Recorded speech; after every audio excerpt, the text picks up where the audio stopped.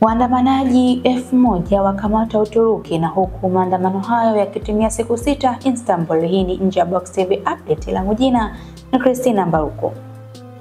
Serikali ya Uturuki imesema watu 1133 wamekamatwa katika maandamano ya siku 5 kote nchini kupinga Lutina Nani kwa kiongozi mkuu wa upinzani.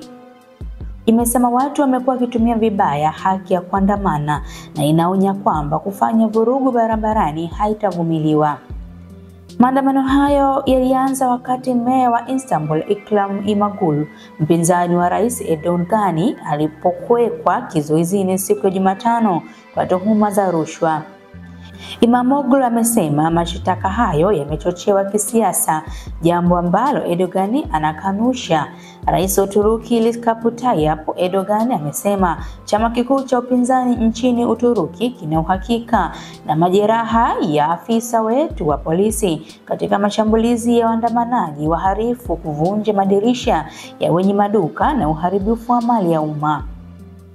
Ateni kuvuruga amani ya raia wetu kwa uchochezi, anasema kutoka mji mkuu wa Uturuki Ankara, akiongeza kuwa ninaamini kwamba upinzani watakuwa na heshima yoyote iliyosalia, wataona aibu kwa uovu waliofanya nchini.